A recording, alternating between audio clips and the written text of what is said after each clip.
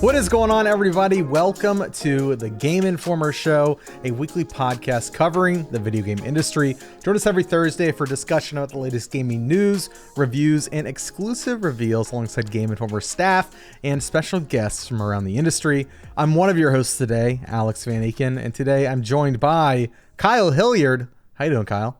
Hey, I'm doing okay. Yeah? I'm living a scare-free life now that Luigi's Mansion 2 is behind me. Oh, thank God. Yeah, I've heard there's some really psychological horror elements in Luigi's Mansion 2. Yeah, really twists things. Hello, Marcus Stewart. How are you? Hi. My life, I guess, has been filled with scares because I've been playing a lot of, I reviewed Elden Ring. Yes. And then I've been playing another creepy game we'll talk about. So I'm the hard opposite of Kyle. Oh, okay. Yeah. Rounding this out, Wesley LeBlanc. How you doing, Wes? I'm doing pretty good. I'm somewhere in the middle of them. When the sun is up, things are good. When the sun goes down, it gets really scary here. That's really pretty much like just me in a nutshell. Oh, I think that's most inner cities. How's everybody doing? I haven't talked to you all in a couple weeks, I feel like. Well, I just talked to Marcus because we were. Yeah, I was gonna say, Alex, we just went on a trip. We were in Montreal together for a secret, super secret trip. Yeah. Super secret? Yeah, as you can tell, I'm still tired from my travels. You know the kinds. Yeah, so it's gonna be a good show. But today we're going to be talking about Dragon Age: The Veilguard, our cover story on the game, Elden Ring: Shadow of the Erdtree, a review by Marcus. Wesley went and played Concord, the PS5 exclusive team shooter. I've been playing the newly announced Supervive by former Riot game devs. Also tapping into the last of my SGF previews now that their embargoes are up. Played the Plucky Squire. Going to talk about Magic the Gathering's Assassin's Creed set and some more. As Marcus hinted to, we're going to be tackling Still Wakes the Deep, Dustborn, and closing out the show with Luigi's Mansion 2 HD impressions. It's a big packed show, and we're busy, so let's get started. Wes, you and I flew out to Edmonton, Alberta, Canada, about a month ago? I think just about longer than a month ago. Yeah. Feels distant now, but yeah, we visited Bioware for a Dragon Age: The Veilguard cover story, which was a very, very cool trip because it is admittedly going in, I was like, this was the first cover story that really was more work than excitement, just because I wasn't the biggest Dragon Age fan, but it's like a game like, yeah, we should have that on the cover. Dragon Age is a huge franchise. And just, with everybody's schedules and stuff, and ended up landing on my plate. And I was like, okay, this will be fine. This will be cool. Bioware is a cool studio. I liked Inquisition a lot.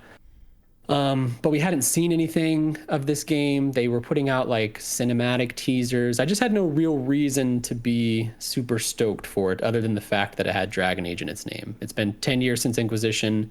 They put out Andromeda, which was kind of whatever. They put out Anthem, which did not work, even though I kind of really enjoyed Anthem for what it was.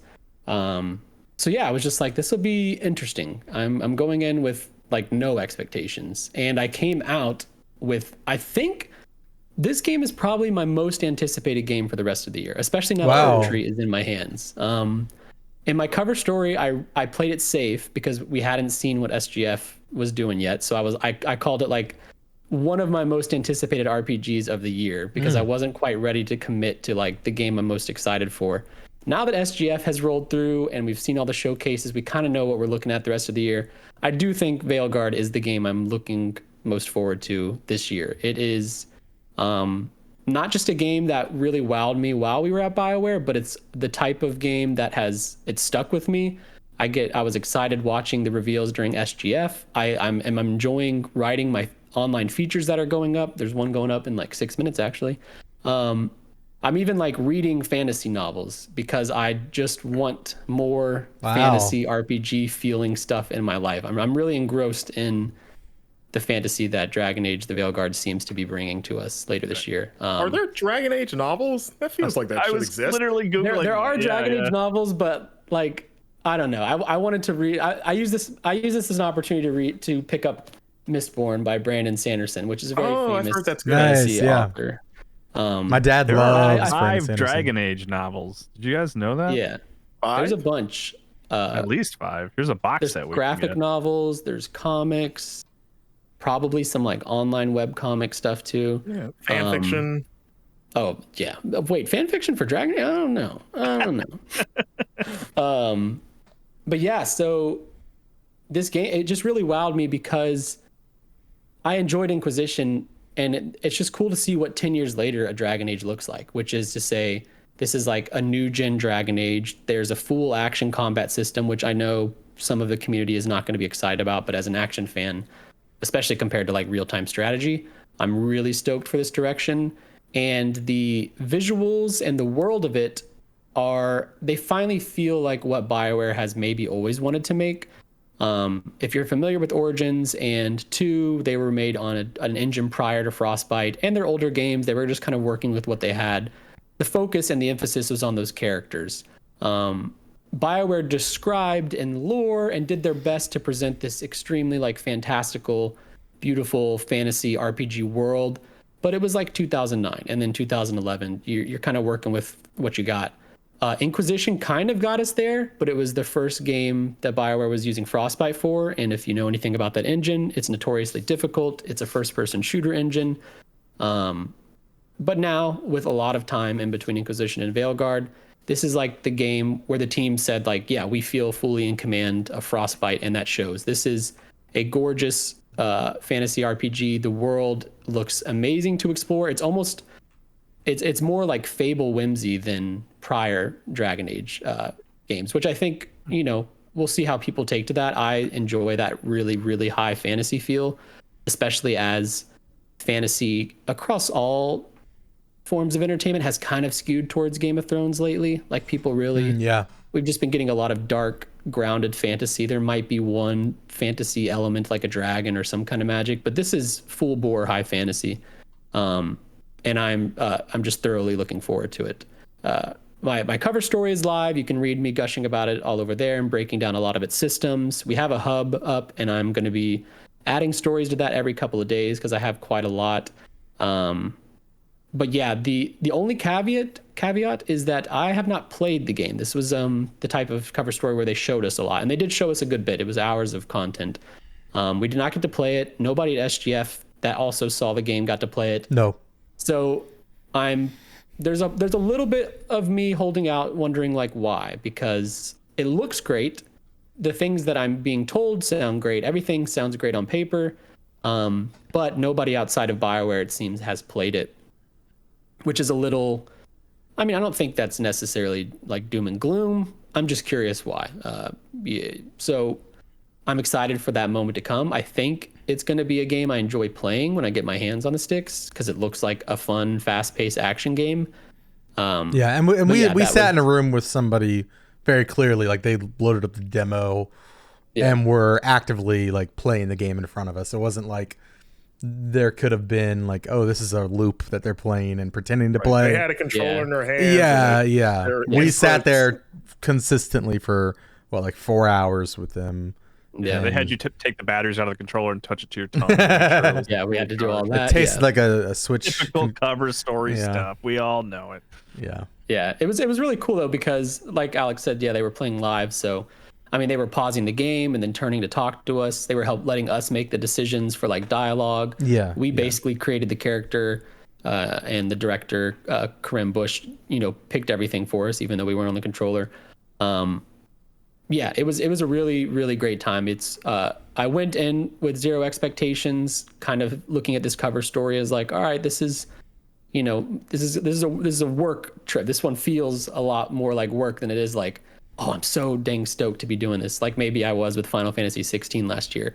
But I came out, and even like an hour into this studio visit, I was like, oh, okay, I had it all wrong. This is awesome. I'm very, very thrilled about this game. And I think anybody who likes Dragon Age should be excited about it too.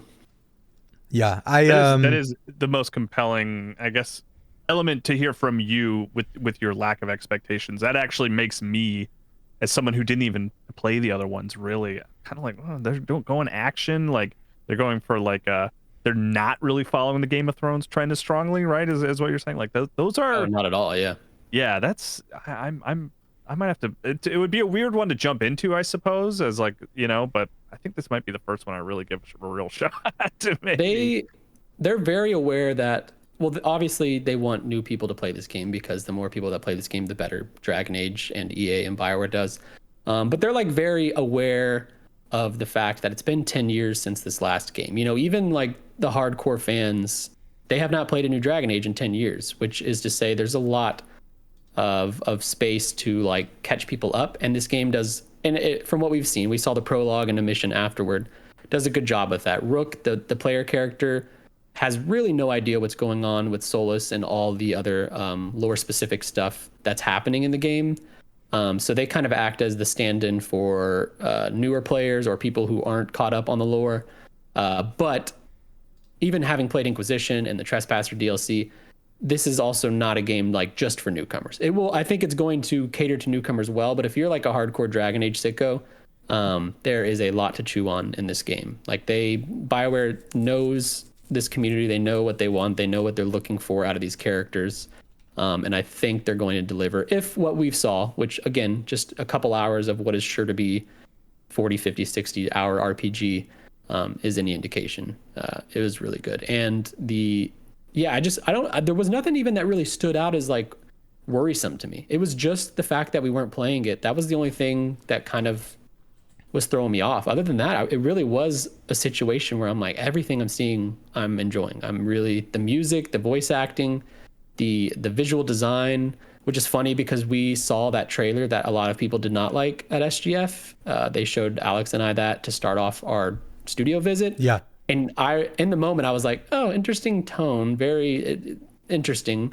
And then we saw gameplay shortly after, and I was like, oh, okay, cool. And I wonder if I should have like warned them there, like, hey, this first trailer is not necessarily super indicative of what I think the rest of the game is going to be. But yeah, it was a really cool trip. It's a cool team too. They were very lovely people to speak with. Like John Epler, the creative director, Karam Bush, the game director.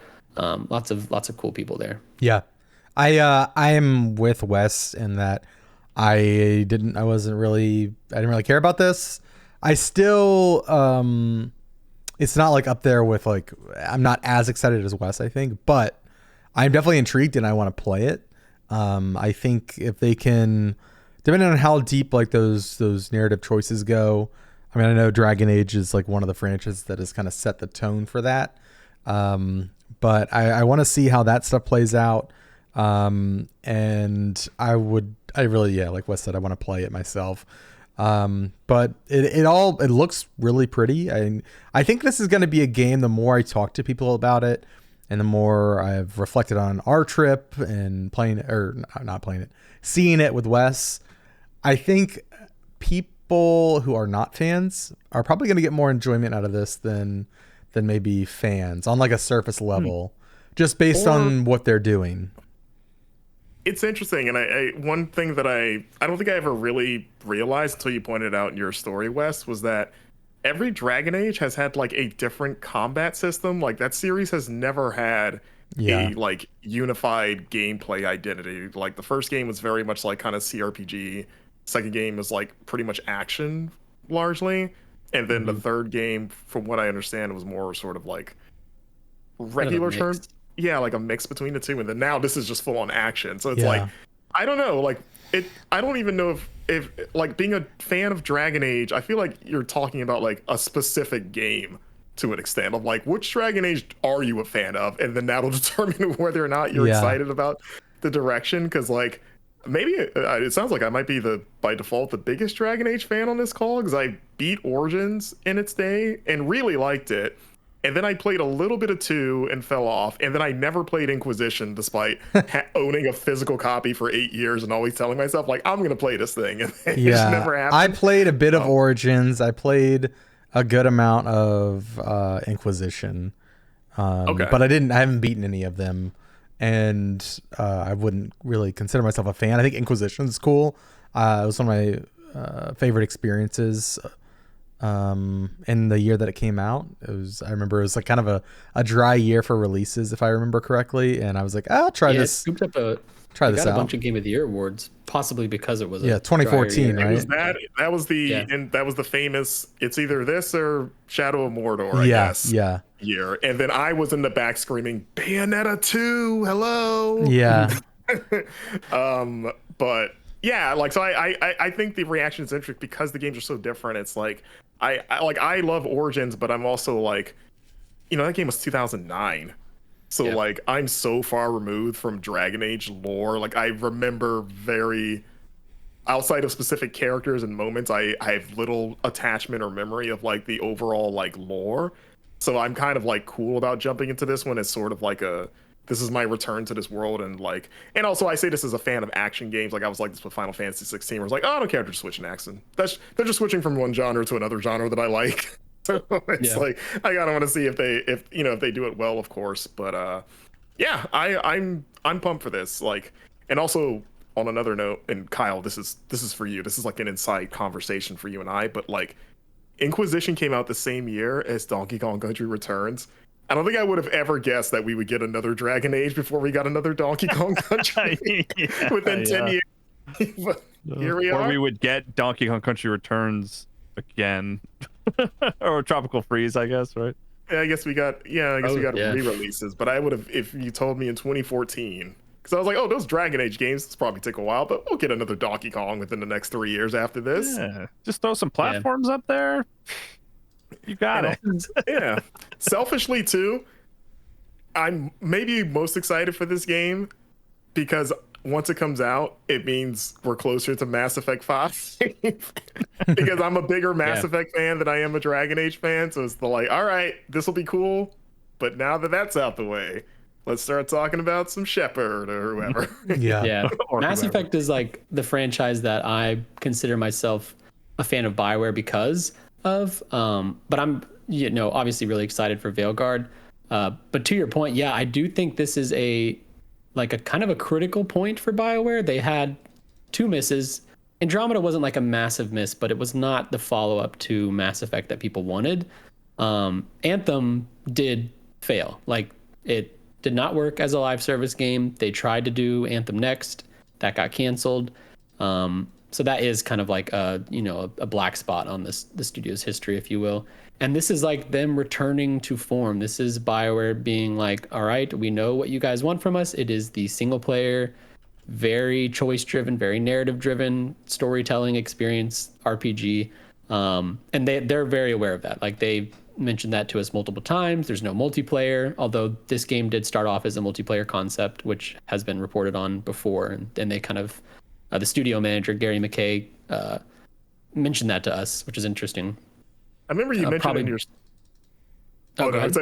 I remember you mentioning in your story, Wes, that when you guys were in the studio, that there was a surprising amount of Anthem decorations. Yes, and, everywhere. Yeah. You would think it's just the Anthem studio. I was in heaven because I really did like the core gameplay. I liked Anthem. Yeah, the gameplay was fun. Yeah. I didn't care about live service. Yeah, it's just fascinating. I feel like if I worked there, I'd be like, we gotta paint over this, guys. I can't be reminded of this constantly. No, I mean they're like physical. They're like physical statues, like 8 feet tall.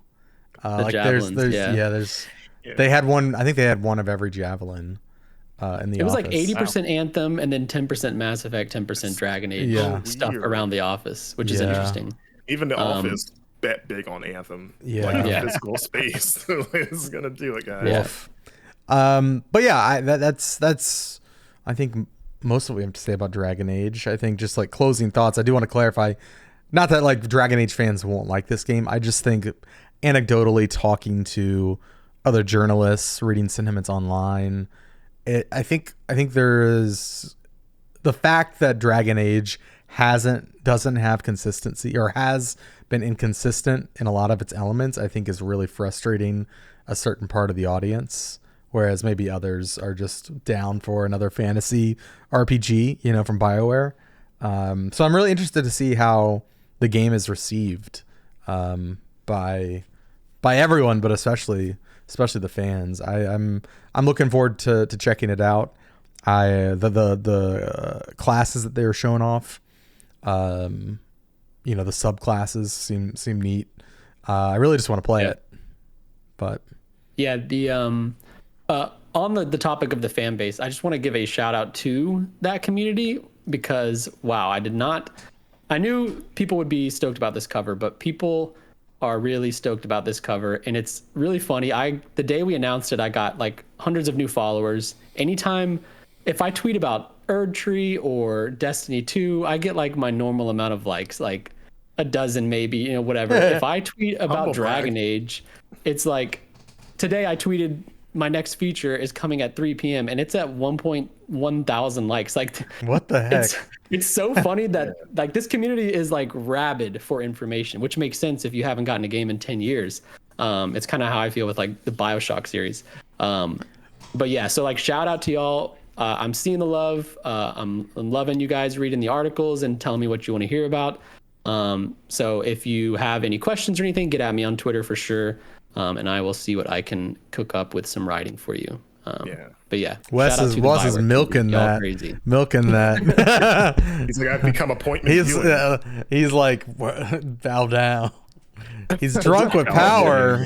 The cult of Wes. He started interrupting our boss in the morning stand-ups.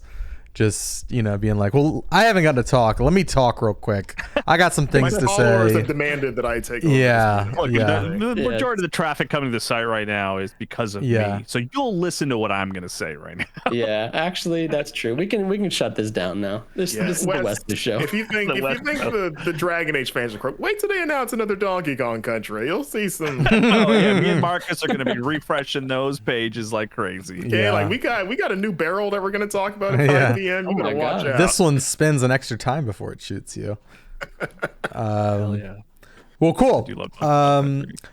Let's shift gears. We'll keep talking about fantasy stuff, but let's go over to Marcus for your Shadow of the Erdtree review. If you've been living under a rock, or maybe you're just not familiar with the genre, Elden Ring, which was our game of the year in 2022. The DLC just dropped this past week.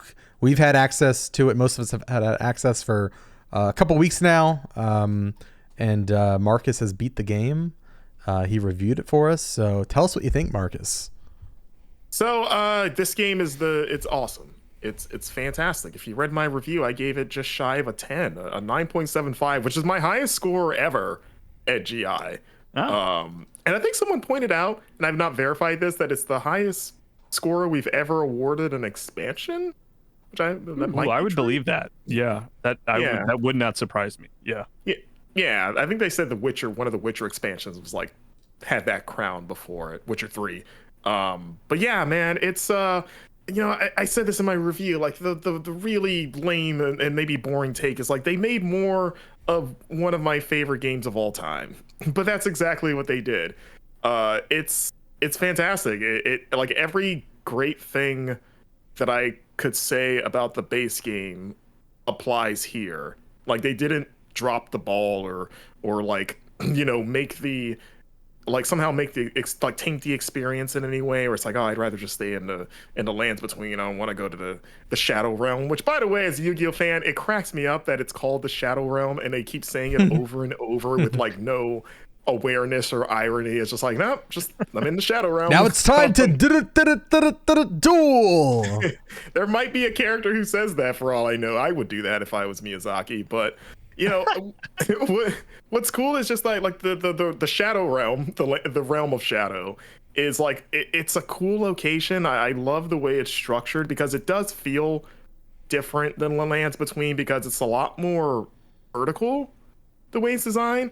And maybe you guys have noticed while you're playing, but a lot of the like topography is either like above or underneath you in some way, and I think that makes navigating it harder than in the base game, but not like in a bad way, just in like in a more interesting, like even like From Software DLCs are known for being harder, and that is true with this, but they've made even exploring harder somehow, where it's you see something in the map and you're just like, how do I get there?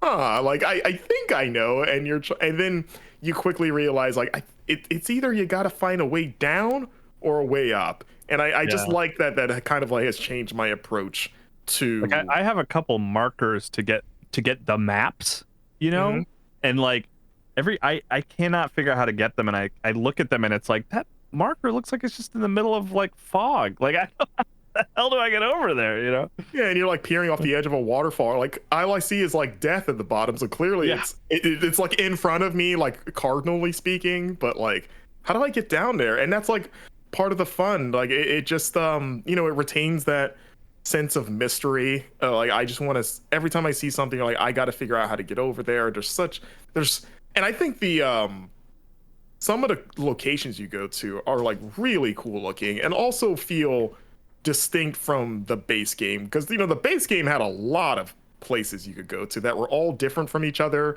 So you're just like, I wonder what they could add that like stands out from the land between. And you know, without spoiling, there's some spots in this game where you're just like, oh, okay, yeah, this I've not seen anything like this yet. This is a cool spot. And then it makes sort of the effort of reaching it feel, you know, like it feels rewarding. And you know, like the big thing that I love about this expansion is just like the progression. You know, like I think the scadu tree. Have we decided how you pronounce that damn thing? But the fragments, yeah, the scadu tree fragments and the Reverend Ash fragments, I think are such a good idea for like streamlining and expediting like character progression, because you know you can't access this expansion until you beat a relatively late game boss, and then also Radon, who you know you can get to him pretty sooner, but Moog is the one I'm referring to.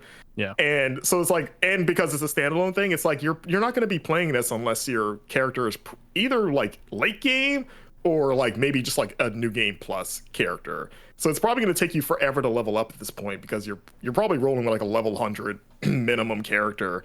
So these fragments, like when you collect them, they're all over the map, and you just take them to the site of grace, and then it pretty much just on its own makes you hit harder and less like fragile. Like you pretty much have more physical resistance, like all in one fragment. Is that what it like?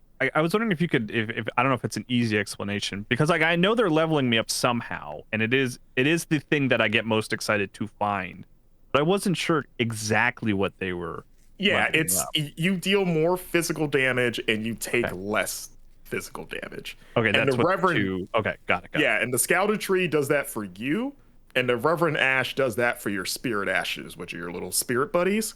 Right. Which that's cool too, because you know you can you max out how much like their upgrades after a while, and so it lets you continue to improve maxed out spirits. So if you have like a favorite you've been rolling with, you're like, oh, I can still use this one, and it's still getting better, which is nice. You know, we're all using the clone guy.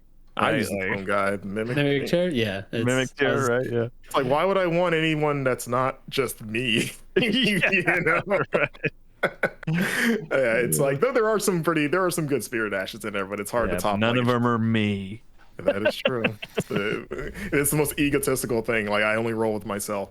So I think that's such a good idea that I would love to see something similar in other expansions like this. Of like, it keeps you, you know, it keeps you improving, but it also is another incentive to explore. Like Kyle mentioned, like when you find one, it feels like, oh, this is a big deal, because like every little bit counts in this game when it comes to making yourself better. Like when you come in, and I started the expansion at like level 165, you know, like in game. I never did New Game Plus, so I'm like my base playthrough character, and got by pretty well for the most part within the early hours. But like once you get past sort of like the first two major bosses, like the gatekeepy bosses, and the game actually starts, that's when it's like, oh, okay, I'm running into some either boss fights that are just like maybe pushing it a little bit in terms of what I can handle, or even just like the regular enemies, like those big armored guys that roam around. Those guys would probably be mini bosses in the base game, and they're just like normal dudes. Like I remember I killed one, and it took me like 3 attempts, and you think like, oh, he's gonna be gone forever. Like, he's one of those like perma bosses. Yeah. And like, nope, respawns when you oh my god checkpoint. Yeah. So you're like, I'm hitting a point now where I'm running into like 2 of those guys hanging out in the same, like, you know, they're like 10 feet from each other, and so you know we're just piecing out of there. We're not spending time on those guys. I'm gonna let you do your patrol, buddy. I'm thankfully at a point now where I can handle those guys pretty handily now, and a lot of that is that using the new weapons. Like this game has, I believe, 100 new like pieces of gear that you can take into the base game. I probably should mention that the scouted tree fragments and stuff that only applies to the expansion. Once you leave that zone and go back to the base game, though, that effect doesn't carry with you. Okay. Like you can bring the new weapons with you, and I mentioned in my review that in the beginning, like I stubbornly clung to like my in-game loadout. 'Cause again, this is like my in-game loadout. Like I got like dual katanas. I got a blood build. One of them is Melania's sword as my trophy for killing her, and it does like great bleed damage, and everything's upgrade as high as you could get it. So I'm like, yeah, this is still doing fine. But then after a while, I started running into some stuff where it's like, okay, this isn't working the way it used to. You know, like it can still get this job done, and it depends on the enemy types. You know, there's a bunch of new enemy types in the expansion, but it's like I gotta change it up. And once I kind of like allowed myself to use some of the new stuff I was finding, and you know what I also did, and I recommend people do this depending on how how often you do switch loadouts, is that as soon as the expansion started, I dumped everything I was carrying in my storage bin because I only wanted to find the new stuff, and it would just make it easier to know like this is new. This is not something that I had before because, you know, it had been a while. So I emptied everything out. I was like, whatever I grab, it's going to be the new stuff for the expansion. Well, hindsight's 2020, ain't it, Marcus? 'Cause I've been carrying around a million swords, and every time I pick up something new, I'm like, I don't know what that was. It was on the screen for 2 seconds. It's gone. It's in the black hole of my inventory now. That's what the new inventory options for, which is the best quality of life update that should have been at launch ever made. It lets you sort it by like most recently acquired, right? Yeah, and it puts the exclamation mark on something that you haven't checked out yet, which is so nice. I'm doing what you're doing, Marcus. I didn't think to put them in storage. That's an amazing idea. But I have been purposefully forcing myself to, like, whatever I find, I just try to give it a go. Because I have enough of the smithing stones just in general to upgrade whatever weapon pretty much max. And I've found that every weapon, and especially the armor that you find at that spot for a reason. Like, I have yet to run into new armor where I'm not like, equipping this is very helpful for my current situation. It'll be like a drop in physical damage negation or something, for example, but the magic defense is way up. And then the next 30 minutes, I'm in a place where there's a bunch of dudes throwing magic at me, and I'm like, thank you, From Software. So yeah, I echo what you're saying. Like, definitely try to use and engage with the new stuff. It is worth your time, even if it's very uncomfortable, to say goodbye to those trusty weapons from the base game. But they make it easy because this game goes out of its way to give you smithing stones. Like, I think it may be even more so than the base game. Like, good. Okay. Outside of just like all the like enemies dropping them, it feels like more often. But there's like designated locations, like these, like a new type of repeatable dungeon that is literally just like the smithing stone factory. Okay, good. Because I was starting to run out of them in the base game. It's not even just the regular smithing stones too, like the somber ones for the special weapons. I forget what they're called. Yeah. And even like the top tier smithing stone, like the ancient dragon somber. Yeah. I'm still finding those. Yeah, it's nice because I get a new weapon, like a boss weapon, and I can just pretty much go and immediately put it to max, which is nice because now it's a good comparison to my previous weapon that was also max. Because if you have a plus, I started the DLC with a plus 23 rapier from my first playthrough. Yeah. And I was trying the new weapons, and I'm like, this is doing nothing compared to my trusty rapier. And I was like, oh, I need to go and upgrade it. Of course, it's not doing anything. And upgraded, the new weapons are killer. I love them. Yeah, they fast track you basically, because that is the biggest like hurdle. Like, well, this is new, but then I got to catch it up to the maxed out thing I've been using. And it's like, no, here's a pile of stones. Like, you can just go max it out right now. Like, we want you to use these things. And then once you max it out, oftentimes you're like, oh, this is better than my maxed out weapon I was using, because it's like, it's just a better weapon in general. It can do more. Like, there was one area that I was going through that I struggled with because there's like this new enemy type where my bleeding build was just not it was not working against these particular types of enemies. So and that was the thing that I was like, I have to try something new, and then found like a really cool like magic broadsword that I killed off a pretty hard enemy. Like it was one of the sort of like invader type enemies. And then that was like the answer to them. Like it was like a rock, paper, scissors for like, once I hit these annoying enemies with that thing, they had no response to it. Like it just staggered them. And I was like, okay, I'm sticking with this for the rest of this dungeon because this is your kryptonite apparently. Yeah, that's awesome. Like, so I've got a few different loadouts that I've been rolling with in this game.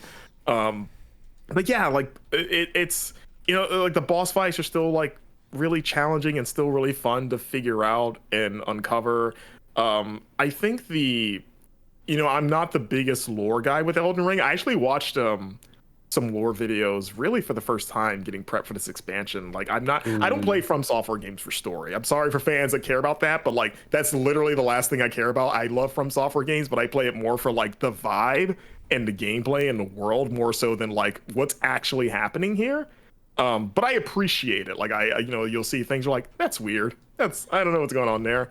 But I think that even the story here is like, it's a bit easier to follow. It's a little bit more like, I don't know if straightforward is the word I want to work with, but like, this idea of like Mikola having these followers that are all like devoted to him, and like, there's like crosses that you're finding, and it's like people on this pilgrimage because they all like, yeah, we're all here for the same thing. You're here for him too, right? And then there's like some interesting directions that apparently, and I only know this because I had the reviewer's guide, but apparently your interactions with them can change based on basically what you do with them and how you interact with them. Because they're all pretty much cool with you, but there's moments where it's like, hey, you could do something that maybe changes that in some way. I had some dialogue options to choose last night and I froze. I got really scared because it seemed very like, I don't want to say line in the sand, but I was like, oh, I'm going to change something here, and it's really scary because I don't know.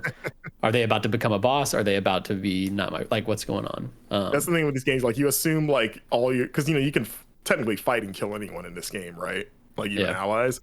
So you would just assume like this guy's probably secretly really hard. So do I want to get on this guy's bad side? So yeah, I think there's some like cool narrative stuff, but yeah, it's just. I mean, this expansion has like reignited my love of Elden Ring and like reminded me of like, oh yeah, this is why this is like in the running for my favorite game of all time. Like it's hitting all the same notes. It's got some cool new ideas in there, some cool bosses, some like awesome locations. It's still a blast 2 years later. Like it rules. It's so good. Hell yeah. I cannot wait to play it. One quick thing on it. Because I was afraid to, and I've been doing it a lot. Respec your character. Just play around with your character. Don't be married to your build. You can. Should I restart it at the start? I mean, mess around with what you got and see how you do. Yeah. Because I'm literally positioned. There was an issue with my code. There's a little inside baseball. I got a code for the DLC and it didn't work, so I'm waiting for PR to send me new code tonight. But I have like my characters outside of the embryo, at that site of grace, and so I'm like, okay, now's my chance. I'm like, right, I'm about to hit start. Do I go and respec first, or should I just get going and see what I find? You can travel freely between the DLC and the base game. Will I be able to just fast travel to those like normal? Yep. Okay, cool. Oh yeah, it's super simple. There's good farming locations for the larval tiers. I wouldn't like necessarily respec off the rip, like see how your build is doing, but like if you see a cool weapon and you're interested in it, like go respec into it and see how it works for you. A lot of them aren't super high end. Like if you have 25 to 30 on a stat, there's a good chance you can use most things you pick up. Okay. So depending on your level, you might be able to spec out your entire build that way. But yeah, I currently am spec'd. I have like a maxed out Godric's axe, I think, that I use throughout the base game. I went from the giant sword of blades that you get at like Castle Morn for most of the game, and then I swapped to Godric's axe a while in, and now we'll see what happens. I want to do something fun though. Hey, there's an axe in this game that you can throw at people and it respawns. Oh. I haven't found that in the game, but I played it in the preview build, and you just throw it at people, and you could. Oh, it's almost like the Leviathan axe from God of War. And it did really good damage when you threw it at people. Felt good. That's awesome. But yeah, to Wes's point, the game also does supply quite a few larval tiers. Like again, they want you like, hey, if you need to respec, we're not gonna like if you see like those glowing patches out in like basically the main field, like whatever the graveyard place. It's a larval tier. Like I found quite a few of them relatively easily. So again, they kind of have your back on that. Yeah. Okay. Cool. Yeah. And to counter everything that these guys are saying, I am completely married to my build. I haven't changed my weapon at all, and I'm still having a great time. So there you go. There you go. Flexibility, baby. Get the best of both worlds. No. Who's that? Is that Jennifer Coolidge too? That's Hannah Montana, dude. Oh, that's after my time. I'm sorry. Anyways, I was gonna say something, decided not Shout to. out Miley Hannah Cyrus. Montana tangent today. Yeah, no, we don't have time for that. Shout out. Yeah, Miley Cyrus. People love doing- Miley Cyrus. I feel like you have to ask that with every celebrity now. Like, she cool? She hasn't done anything. Yeah, Good, she right? just did that Flowers song last Sure, year. I believe you. Buy her own Divorced flower. I'll buy Hemsworth. my own flowers. Yeah. She was married to. Oh, you mean the other Hemsworth? Yeah, Liam. It's like the B hem. There's the Yeah. A, B, and C Witcher. Hemsworth. They had a big Wait, public. there's a third Hemsworth? There is. Yeah. I don't know this one. Yeah, he's in Westworld. Yeah. Which? Oh man. And Bones, Sorry. I think, or something. One of those. Big. You know. The bloodline of, Look, of Marcus, Hollywood, the Hemsworth. I'm just gonna say it. He's the least handsome, so you don't have to worry about it too much. But I mean, the least handsome Hemsworth. But sounds still the pretty most handsome sexy. person in the Yeah. world, but the least handsome compared to. It's like he Not a still looks bad better place than to all be. of us, probably. Yeah. Definitely some nepotism going on with that family and their jobs. Australian dynasty, baby. Wes. By the way, Furiosa, you can watch it digitally now. Oh, is it out? I've Already? heard it's not great. They are lying. I don't know. They if are you know. absolutely lying. I love that movie. Okay. I loved it. Cool. Who did you hear this from? A lot of What people monster? lately. Did you hear it from? Oh, I can't remember. Did you hear the from one. Eric? I went to see it with Eric Van Allen, and we both turned to each other and we're like, "This is great." What is the villain's name, Marcus? Oh, the one at Chris The Hemsworth. Hemsworth. Oh, what was his name? Oh, This- Did you hear it from Dementus? Is that where you Dementus. heard it from? I don't. Dementor. Dementes. Dementus. Come on. Dementium.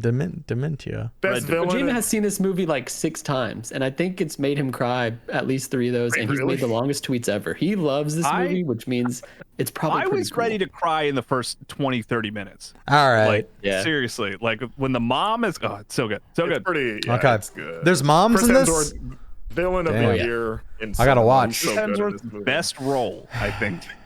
Oh wow! I mean, it's yeah. I love Thor, but yeah, he goes for it in this. All right. you can tell he's having a blast in this movie. Wes, you went out and played Concord. Where did you go to? San Francisco? Was it L.A.? I knew you went Did out you go to west. actual so- Concord, like San Battlefield? Mateo. Yeah, it's like right outside of San Francisco, I think. It was at PlayStation's headquarters, which is cool. I took a picture in front of their very there. cool looking sign that I've seen before online. Yeah. It's pretty cool headquarters. Lots of fun posters and consoles all over the place. I really wanted to go on there? this trip, but it happened during Marcus and I's super secret trip. Super secret trip. Yes. Yeah. Super secret. Yeah. It was cool. It was quite an intimate preview because it's a 5v5 game, so it was me Okay. and 9 other journalists. I saw the reveal like everybody else during the state of play, and there was that cinematic story driven trailer, and I was like, okay, it's like Guardians of the Galaxy heist sci-fi thing going on. Yeah. And then you get the gameplay reveal, and it's a 5v5 competitive hero shooter. And I was like, oh, wait, well, hold on. Now, I kind of liked what we were doing with that cinematic reveal. What's going on here? What's going on?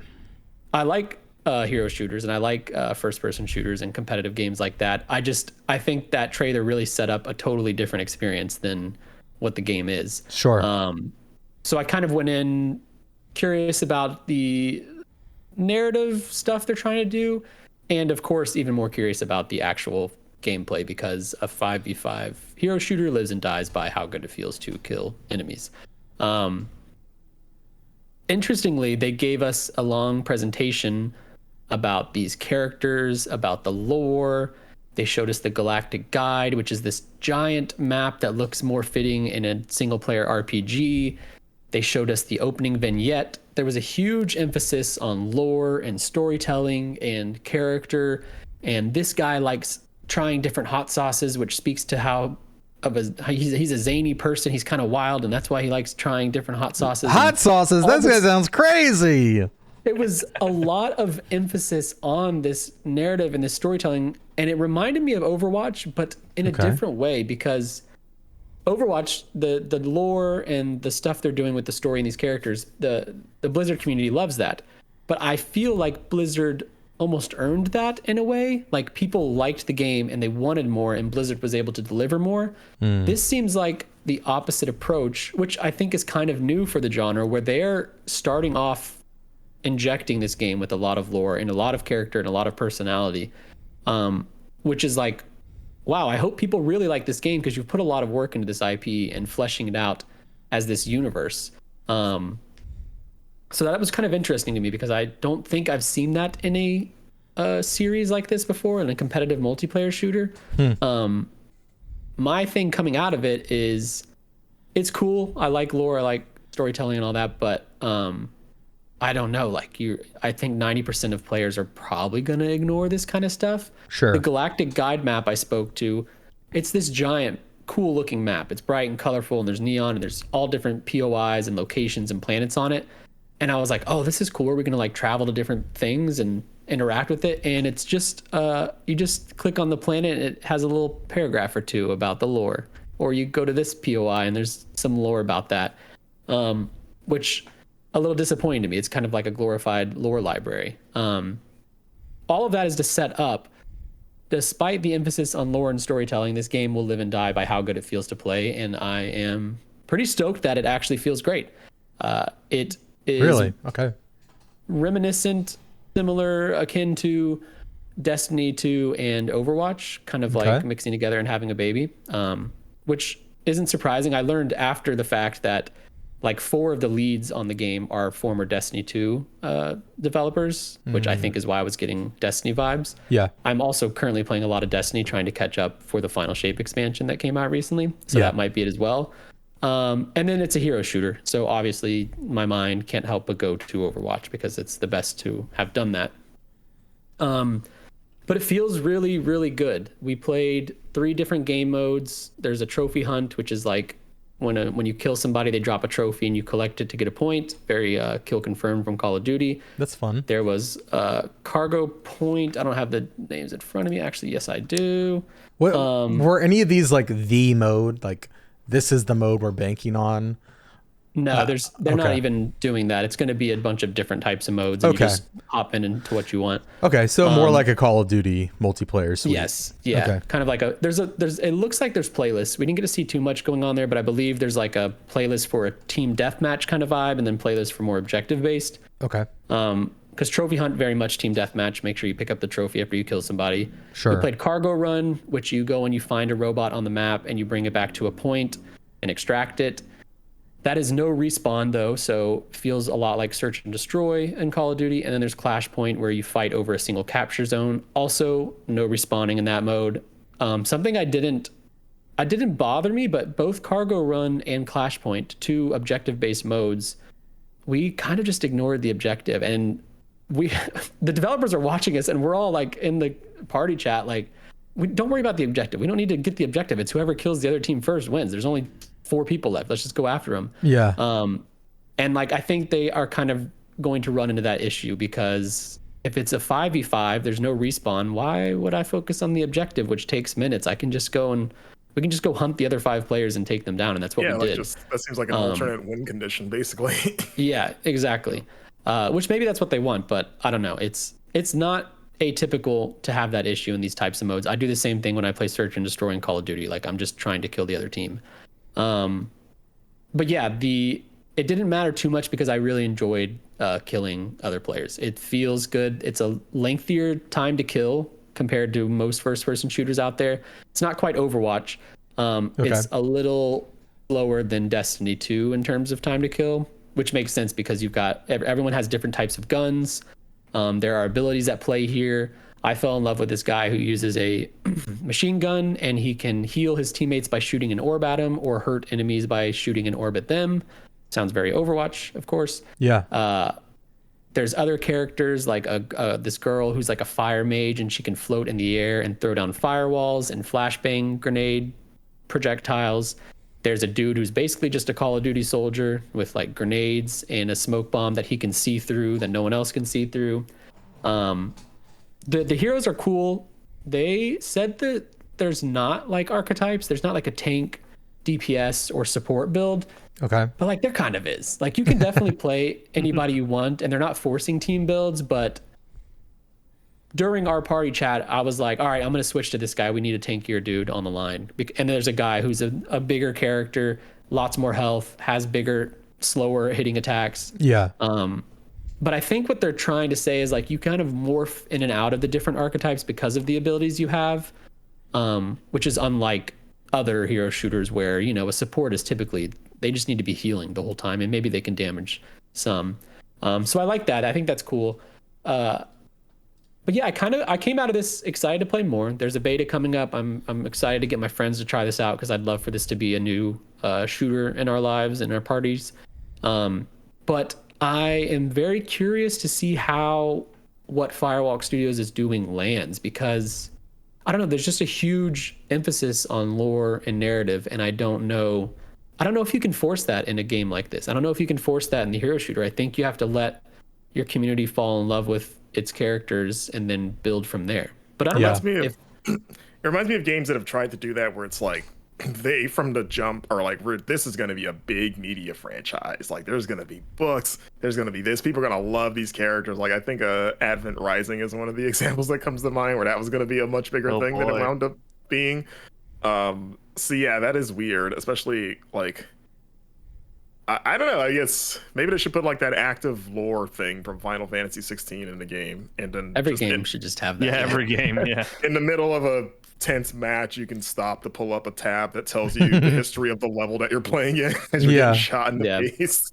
But yeah, I guess that is, I don't know. I have not followed like the internet like reaction to that trailer. Are people like already like in love with these characters? Is that why they're making it? Are people doing fan art of the weird Dragon Man looking dude, or I don't get that sense. And to their credit, like if this game does land well, they've done a lot of the work that players would want, which is the stuff that Blizzard had to catch up on with Overwatch, is like delivering shorts, delivering more information about these characters. So like maybe it's a smart move, but it's like kind of a big bet, because why not? Like, there's going to be weekly cutscene vignettes, which the one I saw was cool.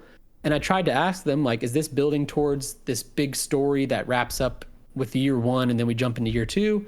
And they were kind of cagey. They just said, like, no, sometimes it's character vignettes, sometimes it's little serialized content. It's kind of just to give you some flavor to these characters, which people do want in their hero shooters. It's just a lot of work has been put in ahead of time.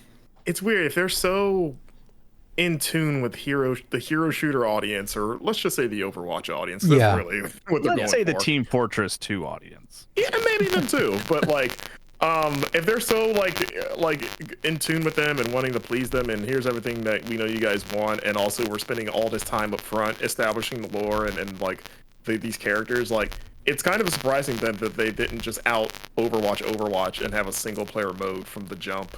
Like, give me a campaign where I can actually, since you're telling me, you're throwing all this fiction at me, do what Overwatch didn't do, which was also annoying at launch, because it's like, oh, this is a cool world. I wish there was something I could, you know, like I like playing the game, but like it'd be cool to have like a single player mode to really get into these characters. I'm surprised almost that that's not something they would do, because that would get me in the door immediately. As much as I love Overwatch, and I'll play this, you know, I'll try it out, but like, I was really excited for that Overwatch 2 story stuff. That was the only thing I wanted from Overwatch 2. I had not played it because I was like, the one thing you guys said you're going to do that I was interested in, you stopped doing it. I don't care anymore.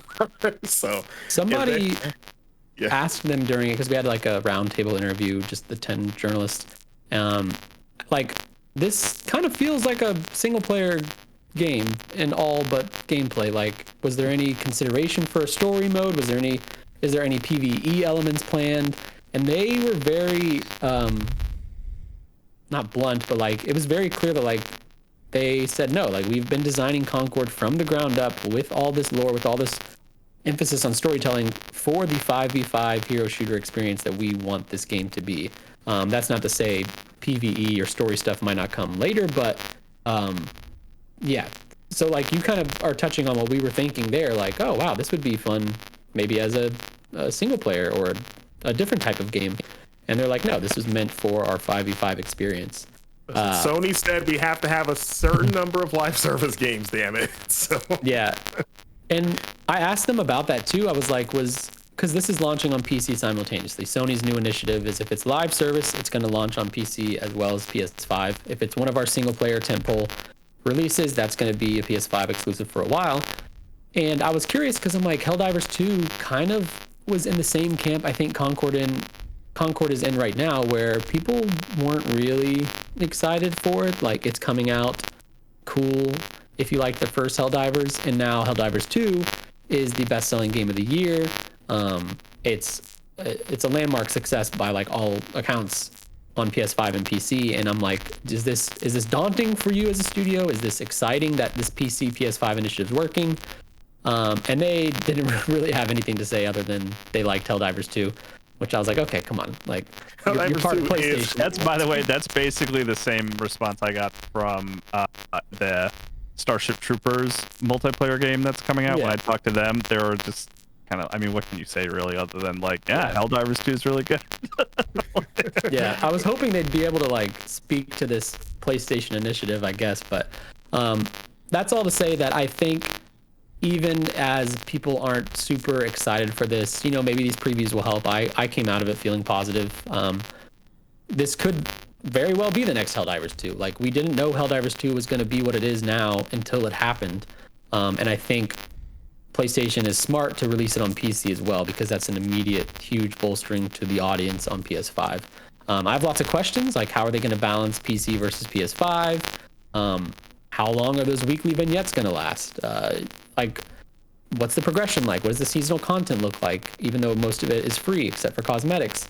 Is it free to play, or is it? No, it's a premium? 40 or 50 at launch. Yeah. Okay. I know it's not like a typical $70 or $60 game. It is cheaper. I just forget the price. I mean, that's good. I mean, Overwatch 1 was paid Yes. at launch, and it wound up being better for it, honestly. So, Yeah. I would rather have that than a free to play game, honestly. Yeah, I agree. I think it's it just speaks more to like a commitment from the studio generally, not always. But yeah, I guess to like cap this off, lots of lore, lots of storytelling. I'm curious to see how that lands, if it will pay off. But more importantly, the gameplay feels great. I had a really great time playing this. It was fun chatting with journalists in party chat, and some of them I didn't even know, and it was cool to see us like opening up more and like we're speaking on the comms and stuff. It's a game I want to play with like my usual shooter buddies, which I think is probably good for Concord coming out in August.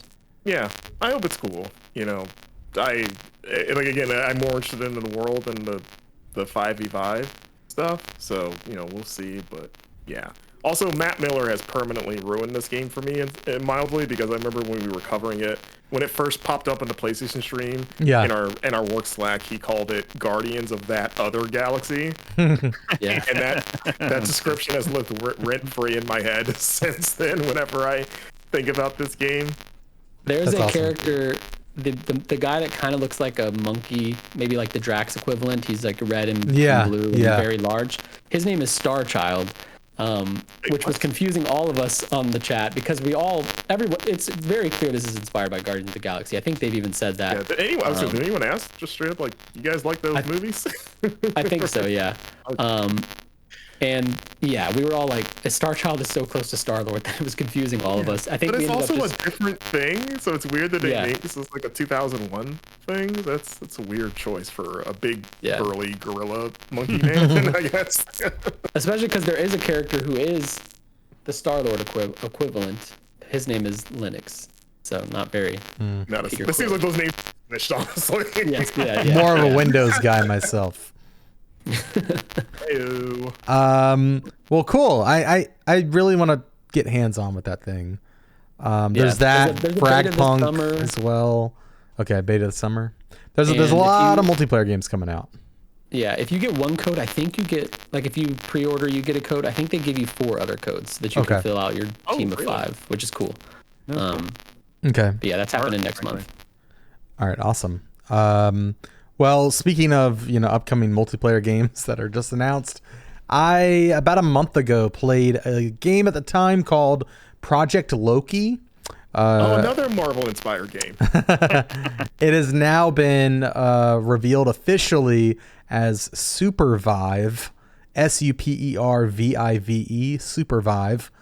Like I said, I don't know if I said, former Riot developers came together to put together a hybrid game. It mixes MOBA elements, battle royale elements, Super Smash Bros elements. It's like a lot of their inspiration. It's top down, and it is based on I will say my demo was amazing. I walked away like, this is going to be a huge game, I think. And maybe that's just me, maybe that's short-sighted, but I was really impressed. And this is a month ago, and I've still just been kind of buzzing from my time playing it for about 4 to 5 hours. So essentially, the way it works is there are like pre-made characters. This is like you're choosing, more like attack-oriented people, more support characters, beefier tanks, and then you are diving in to fight. And I played a multitude of modes, from like duos to squads, like 4v4 squads. I think the max player capacity is 40 players, and that's like 10 squads of 4. But yeah, you dive in, and you're essentially like doing that battle royale loop. It looks like a MOBA, like, oh, I should be going to a lane, right? But there's no lanes or anything like that. There are like creeps and lower level enemies that you can go and fight to gain experience. And as you go, you are leveling up your abilities. That's kind of where the MOBA piece fits in, is like you are leveling up your character throughout a match. And you're getting XP for that by taking out mobs and creeps and other players. And so one of the things that really struck me was that this, while it's a single map, it is quite vast, and it feels much more alive than other multiplayer maps, in that there are towns that you can go and visit at mid-match, and there's a day-night cycle in the game, and depending on a single map for the entire. It's just one map for now. Yeah, I mean, they might they're like Fortnite style, kind of. Is that right? Yeah, like League of Legends style, in that same place, Dota and style, you're jumping into different places. Yeah, but it's like it's really big. But this is a competitive, multiplayer game. They really want you to get down. They want you to know the game so you can excel, and that's where a lot of the fun comes from. But there's a day-night cycle on this map that affects the world. So at nighttime, there are certain creatures that come out. If you're in this town area during the daytime, it's patrolled by guards, and it's like this neutral location where you and enemies can be there, like talking to merchants and stuff, like buying equipment or that kind of thing. But if you try to attack somebody during the daytime, the guards will all turn on you and kill you. Whereas at nighttime, everyone's gone and it's a free-for-all, and like you can fight in the town. And I found myself in several situations throughout my playtime where we'd be fighting in this town, and you'd see the sun start to rise, and you're like, oh no, we have to we have to play this right. And we ended up tricking them into hitting us as the guards were like coming onto their shift. And there's just like a lot of, and then the guards turned on them and we won the fight. There's a lot of really neat little moments like that feel more like systemic, rather than just like bashing, your action figures together. But I have really enjoyed it. So like there's a lot of like loot that you pick up in terms of like, oh, this magic helmet boosts my magic stat and I'm playing this build. I'm playing really needs that. So League of Legends fans, I think, will like really enjoy the min-maxing of like, oh, I need this item to go after this. But I think there's also a lot of exploration and pathing that fans of like, you know, Fortnite or Apex, like, and there's a lot of counterplay too, like there is in Apex, like, oh, they've got this guy, I need to use this guy to cancel out this and that. It's just a lot of rock, paper, scissors, and it's surprisingly like very readable. There's a lot going on, and sometimes I think top down perspective helps make things more readable with that bird's eye view. Yeah, it's awesome. I cannot wait for, I think there's like a public test that starts on June 27th and runs for like 7 or 9 days. I can't remember exactly how much, but currently it's only on PC. I think that this game could come to consoles, like with I think the control scheme could lend itself to that. All right. It looks like I was just kind of pulled up footage of it because I hadn't heard of it. It looked very twin sticky. Yeah. I imagine that'll happen. But yeah, it's a really, really cool experience. I have been very upset that I haven't been able to play since then, which is kind of rare for a lot of these previews we go to. It's like, all right, time to go check this thing out. And that's kind of I was just tired. I was like, I committed to doing this. I am interested, but like, this is going to be a pain, and was just like blown away. It's really cool. There's also a strategic element of, the map is a series of sky islands, and you have a glider. So if you press jump and then you keep holding it, you'll pull out your glider, and that's how you like navigate the gaps. But if you get hit while you're gliding, you crash down. And so if you're flying over a chasm and you get hit, you'll fall to your death. And like, there's ways to like try to scramble back, but it's not good. And so when you introduce that mechanic with other things, like there are items that you can pick up where you lay down, you can like build a fortress, build like several spiked walls with one of the items, and so you can kind of like block people off from like flying over you, and like really make it difficult for them to navigate the sky islands. And there's also like a storm that is shrinking slowly, and you know, there's a train that goes to the level that you can fight for, and the way that you like get your health back and stuff, you have healing items, but also when you kill creeps and mobs, they'll drop like meat, and you go to a cooking station and cook a meal to have in your inventory to use on the fly. How good does the food look? It looks pretty good. Yeah. Is it like Monster Hunter levels or like, no? Dragon's Dogma? No. Capcom? Real footage. No, but it is fun. It was a fun effect to see the cooking do its thing. But there's like these outposts that you vie for, and when you get the outpost, and like somebody can come and take it from you, like they're all over the place. But that's where you'll be able to there are certain areas where there are special merchants you can buy like better armor from, or like I said, the cooking station, or there's a lot of stuff that goes into it. There's an armor repair spot, if you can kind of contest that area and claim it for yourself before moving on. But it's a really cool. There's a lot going on. I think it's definitely one of those games that some people will bounce off of. It might just be too complicated.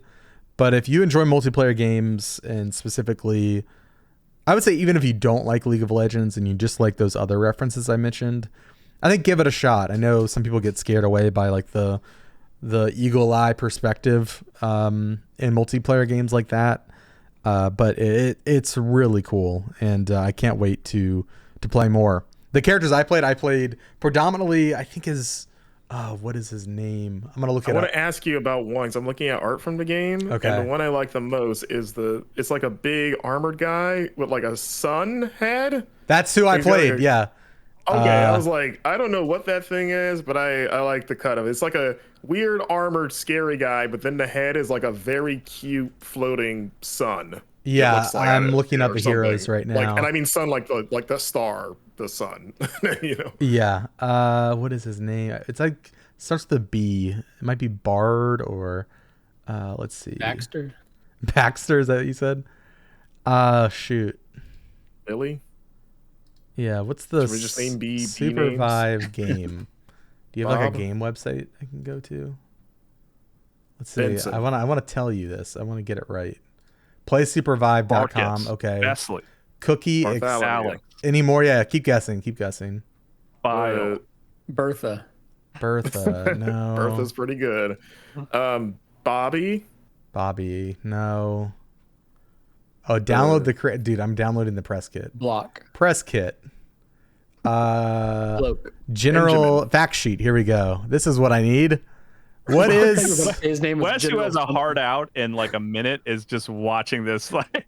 Okay, I can't remember. No, I like It's like Bard or something. He has a big old shield like Reinhardt, and he can throw a hammer and pull it back to him. Reinhardt. Yeah, he's basically Reinhardt if you Reinhardt. replaced his head with a Yeah, sun. and if he could throw his hammer and bring it back to himself. And then I played a fox that's like a pyromaniac and likes to set stuff on fire. Oh, that's Vulpix. Yeah. Cool game. Very excited to see more of it. What was the name one more time? Supervive. Supervive. Okay, one What word. was the name of the sun guy? I couldn't find it. I'm sorry. Oh. But go. You can go follow him on Twitter. I'm sure they'll be tweeting about it. Theorycraft is the developer.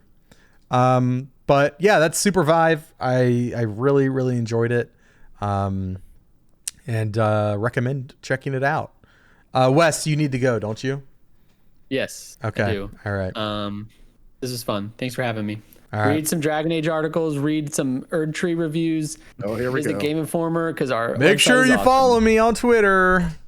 Every time I tweet, I get 100 followers. Your on Lord and Dragon Savior Age. commands it. Only if it's about Dragon Age though. If it's about sold anything out. else that I'm interested in life, it is cricket. You're a grifter, Wes. fun. You're grifting for the Dragon Age. For the fans. Dragon Age, bro, I'll do it. I don't care. Whatever.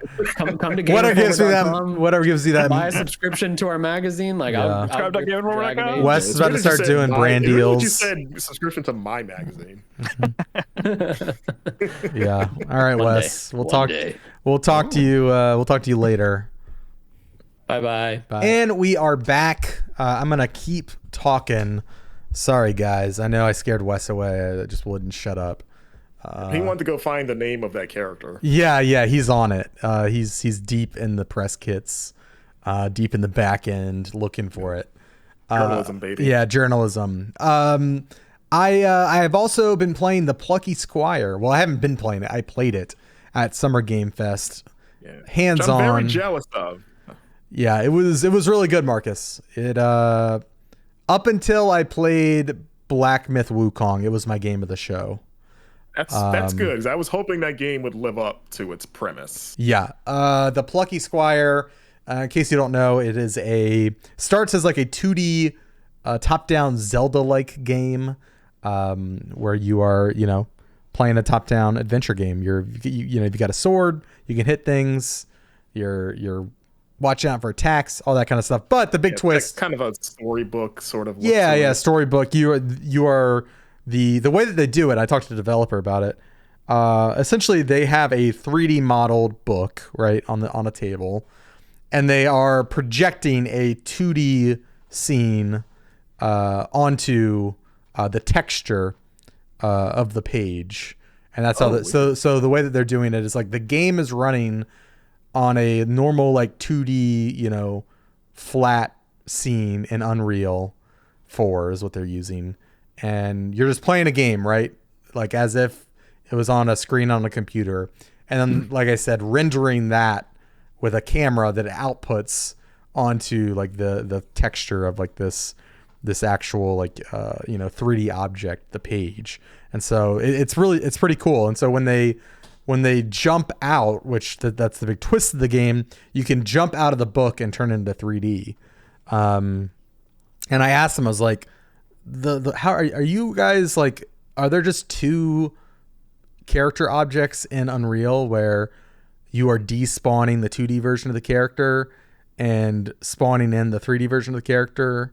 and hiding it with animation. And they're like, yeah, that's exactly what we're doing.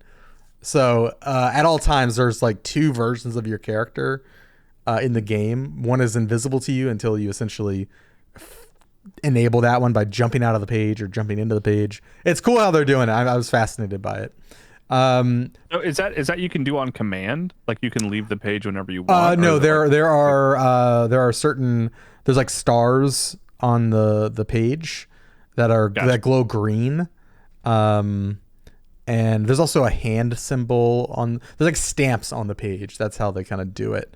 And certain ones do certain things. Some of them will just like catapult you to another area of the 2D map, or if you aim where you're not supposed to go, that's when it'll like kind of flip you out of the page. And you can go and get objects to then, in the demo I played, I was like getting a certain object that allowed me to get past this giant gate. This giant, like, it was like essentially like a, how do you describe it? Like a bunch of, like a spike gate that kept like prevented me from going forward.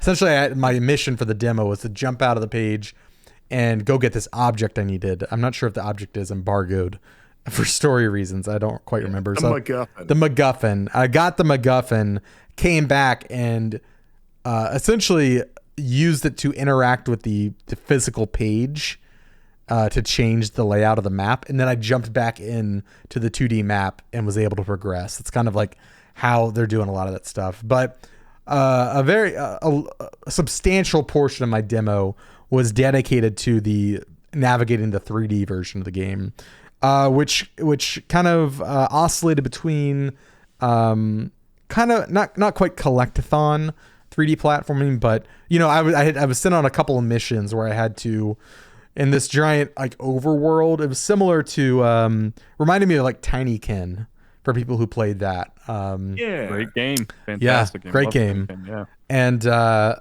and similar to like Tinykin, where like it would kind of open up to this larger open area, and you would go and solve puzzles in that area to move on. Very similar setup in the Plucky Squire. So there was one of the side quests I had to do very early on. You get access to this jetpack character, and you are kind of using him, and he's guiding you through to unlock and kind of jump into various other objects. So similar to, I'm trying to think, like Super Mario Odyssey, when you would when you jump into the wall in that game and do little 2D bits. There's a lot of segments like that in the Plucky Squire where it's like, oh, I can't really progress, but I can jump into this wall, and I can progress that way, and then I'll pop out on the other side of the wall as my 3D self. There's one area where they said internally they refer to it as Rezo Tub, but this is round tub, and you jump into the picture on the tub, and you play a Resogun style mini game to unlock like one of the things you need. And there's a lot of fun there. I think it doesn't overstay its welcome. I asked him, I was like, hey, like, is this like Resogun mini game, is this the only one like it in the game, or is this like going to be an activity that I do frequently? It's like, no, one and done. Like that's it. That's the only time you're gonna see that mini game. That's cool. Okay. And that commitment, he said, has really been like what has taken this game longer to come out, because kind of like that scope creep has been like, oh, we should do this and that, and well, that's a lot of work, and so that's kind of it takes two approach, right? Yeah. Right. And so very much like is focused on like those novel experiences, and it was really, I was not expecting him to say, no, that's it, one and done for that kind of mini game. Did you get an idea, or did you ask him like just how big the game is in general, like scope wise? Oh, let me pull up my notes. It's several words. I'm gonna say no. I think he told me it was like 5 or 6 like big areas. I don't want to. I saw a lot of games that weekend. I don't want to confuse. I don't have my notes right in front of me. I'm sorry. Sure. but it's very cool. It really so far is living up to my expectations for it. I think I told the art director I was talking to, I told him that it had kind of exceeded my expectations. And Awesome. I still feel that way. There are certain, it really balances, like, it always feels like you're doing something novel or like something different, which I think like some of these games can kind of fall into that trap. And this one could, I've only seen about an hour to an hour and a half of the game. But yeah, it was really felt fresh. I really enjoyed the platforming, especially once I unlocked the jetpack character to help me along. There's certain areas where I had to look for these hidden objects that were like, I had to light these candles, and the way you lit the candles was you would use the jetpack above them, and the flames from the jetpack would light the candles. But the candles were all hidden in weird spots, and so you had to really kind of go out of your way and like make a couple leaps of faith to get to like where these candles are hidden in the map, and that then unlocked another area. So a lot of cool stuff like that going on. But I really enjoyed it. I always like calling out for Plucky Squire because it looks cool, right? Like you see a trailer for it and you're kind of enticed by it. Yeah. But like James Turner, who co-founded All Possible Futures developer, like the other reason that like even before we saw it, we were kind of like, oh, what is this going to be? Is like he worked for the Pokemon company like forever. Yeah. Like he has a long history there. He directed Harmonite, which is a game that I like that was on 3DS. Yeah. And he did like art. Like I believe he designed a number of Pokemon. I could be wrong about that. I know he was like an artist there, so I don't know if he designed specific Pokemon or anything like that. That'd be a question to ask him next time we have the opportunity. Yeah. But that's just he's got a cool history. Mm. Yeah, it was very cool. I want to play it. It looks awesome. Yeah, guys, it was announced a couple years ago now. Yeah. So it's one that's been constantly on my radar of like just not even just indie games, just games in general. Like again, like you said, Kyle, it's one of those games like you immediately see what it actually is doing, and you're like, okay, yeah, that's cool. I want to play that. Yeah. Yeah. Like the you can see the twist in any footage of the game, and you're kind of like enticed. I don't know if twist is maybe not a word. It's the right word. I mean, that's just shift mechanically what the game is. Yeah, but it's cool because Alex, I don't know, because you were on the ground for SGF, so I don't know what your awareness was of just like the showcases and stuff like that. But like, there's that other game, Screenbound. Did you see that? I did not know. It popped up at like the Wholesome Direct, and I think at Day of the Devs, where it's going for like not like the same thing, but it's like a game within a game, like combining 2D and 3D gameplay, where you're playing a game and it's first person, and you have like a Game Boy, like basically like a fake Game Boy. Oh yes, I have seen this. Like, yeah. Okay, yeah, it's like a 2D game, but like you're platforming into 2D platformer, but then outside of that, you're doing 3D platforming, but you're looking at the Game Boy screen to figure out where you're going, and that those two games have like now cross-pollinated in a way of like, 2D and gameplay or 3D, like mixing it up kind of a thing, Yeah. By the way, because I was curious, I Googled James Turner a little more, and on the fandom Nintendo wiki, which, grain of salt, I don't have the full, I don't know if there's 100%, but there is a list of like 30 Pokemon that James Turner designed. Which is like cool. It's like, okay, he made Guzzlord, Oh, okay. I know that one. That's one of the new ones I know. That's a good one. Vanillish, all the Vanillite and its various don't know that one. Evolutions and stuff. But it's nice. It's interesting that there is this list that exists. That should be he's the person who I did he did my demo with me. That's awesome. So that's cool, yeah, we chatted back and forth. I wasn't sure if you had spoken to him or not. Yeah, he's the director on the project. Did he give you his business card and it just says, I made Guzzlord? No, but I am wish. Guzzlord. Yeah. Wow, yeah, this is him. Yeah, James Turner is who I sat down with. Because I couldn't remember if I had sat down with Jonathan Biddle or James Turner. It was definitely James Turner. Yeah, so that's cool. And he was very nice. I'm glad when you finally got to like get hands on it, that you are impressed with it even then too, because that's always the fear is like, you see something that looks really cool, especially indie games, and you're like, you actually play it, and you're like, ooh. Mm-hmm. Yeah. I've had that experience a couple times. It's worse when the developer's right next to you. I know. You just turn and say, "This is gonna get better, right?" Yeah, absolutely. Like, you guys aren't done yet, right? But yeah, it was a lot of fun. I can't wait to play more. And then the last thing from my my Summer Game Fest stuff. Well, number one, I do want to say I played Black Myth Wukong. Really enjoyed it. I've got a preview online. You can go read about it.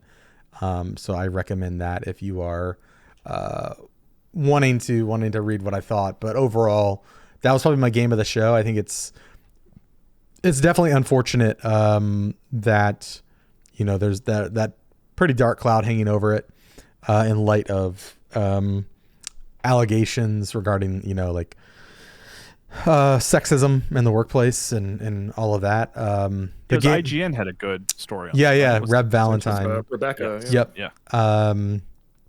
But the game itself was really cool. But right. the thing I want to talk about today is Magic the Gathering Assassin's Creed. I played the new set at Summer Game Fest.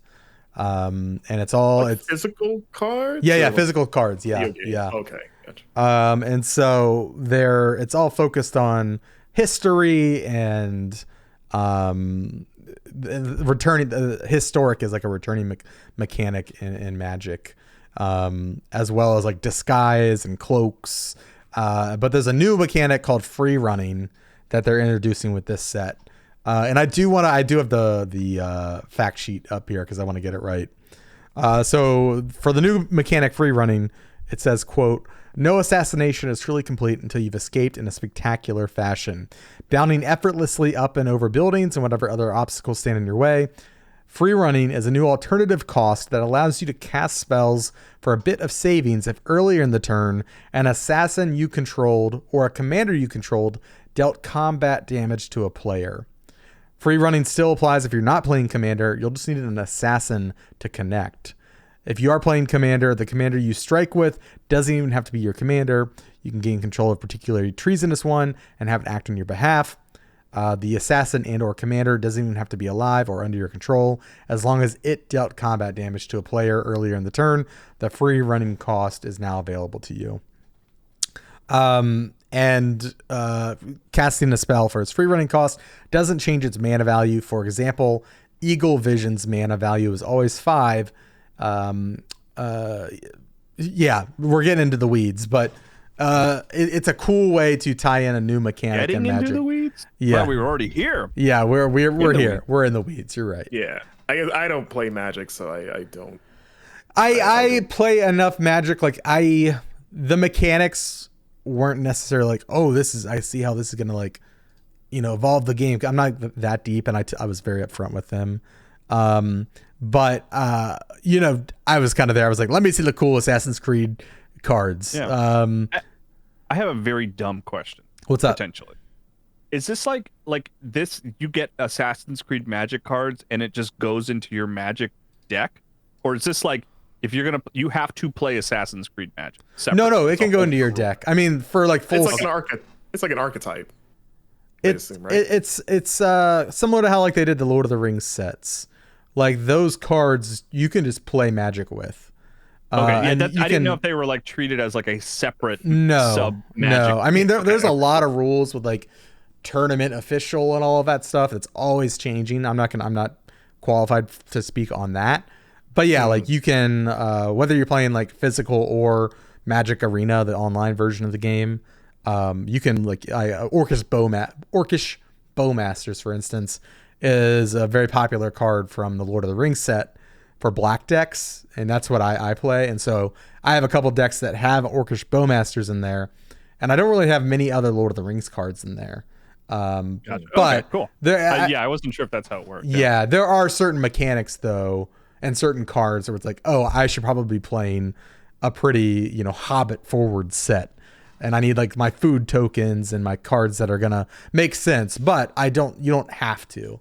And I'm not sure about tournaments and stuff. Those things are always, I know there's standard is the last 2 years of cards released or something like that.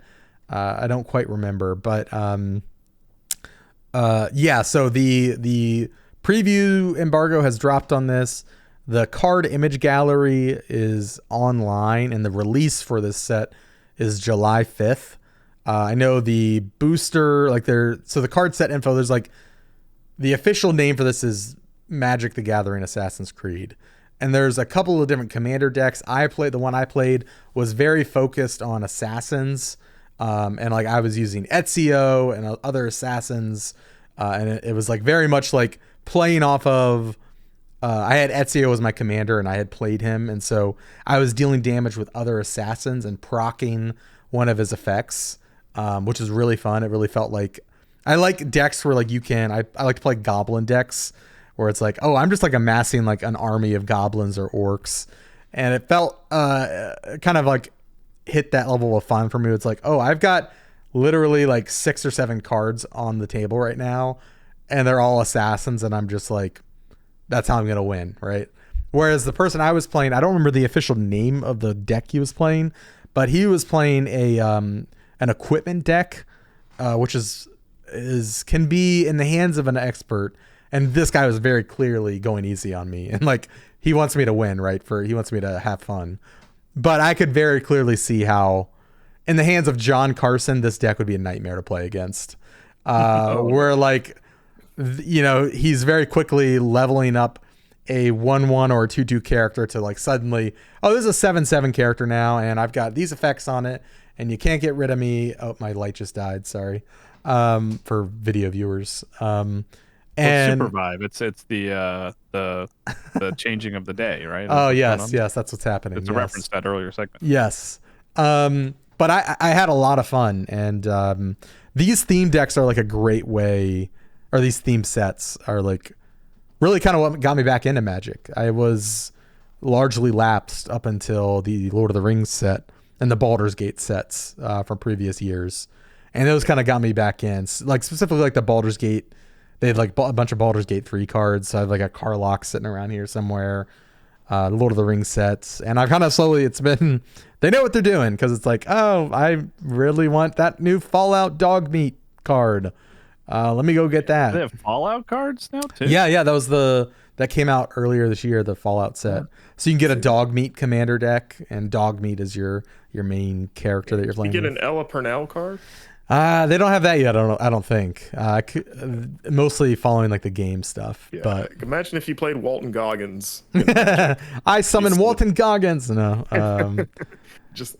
But the new Assassin's Creed set. I think I'm looking here at the stats. So for Magic people who are interested in getting some of these cards, the whole set, it has 54 uncommon cards, 37 rares, including 5 rare dual lands, and 14 mythic rares, in addition to 10 full art basic lands. Magic the Gathering Assassin's Creed is legal in Modern, Commander, Legacy, and Vintage. The set also includes an additional 2 mythic rares, 6 rares, 8 uncommons, and 9 commons exclusively found in the starter kit. There's I'm looking through all. There's a lot of features here. They got the borderless cards, the textured foil, a lot of stuff going on. But it was really cool to see different versions of Ezio portrayed. I have really enjoyed playing it. So I'm going to be picking up some sets. For disclaimer, I think they're probably going to be sending me, a sample of this to check out. But in general, I've been back on Magic for a while and kind of am purchasing decks in my free time of my own money, and I've been really enjoying the game lately, and I'm excited to check this out. So I'm just downloaded the press kit. I just want to see. Oh, okay. So I found a bunch of PNGs of the cards. So I'm just gonna go through and tell you about some of them. So the guy I mentioned who was playing that who was playing the equipment deck, his commander was Bayek. So I was trying to remember who that was. Another B name that we missed earlier. Yeah, exactly. or an who was it? Adawal, right? The one from Breaker of Chains from he's a pirate. From 4. Yeah, it was like an expansion, right? Black character. Flag. Yeah. So he was like the commander he was using. But they've got cards that are like Become Anonymous, where, it's an instant card and you can exile a target non-token creature you own. And it's a lot of like getting cards onto the field, looking at the top 2 cards of your library. There's a lot of these. That's kind of a big theme. But the art of it is like, an assassin blending into the crowd, and like the crowd around him is like a bunch of paint strokes that just get like more and more vague. A lot of like, if you're a fan of Assassin's Creed, it's definitely playing that up. But yeah, it's pretty cool. They have an Abstergo Entertainment land card, and it's like the foyer of Abstergo in its heyday. And even though like the main games have like left that story line mostly behind, they're definitely like playing with that in this set. So you see a lot of Templars, see a lot of assassins from all games, as well as more modern. I think the designer I was playing with said there's like a little Abstergo storyline if you like pay attention to the cards. Eivor is also one of the commanders you can get. Edward Kenway. So yeah, it's cool. I like the set. I'm excited for it to release on July 5th. And yeah, that's my very long-winded segment of what I've been checking out, y'all.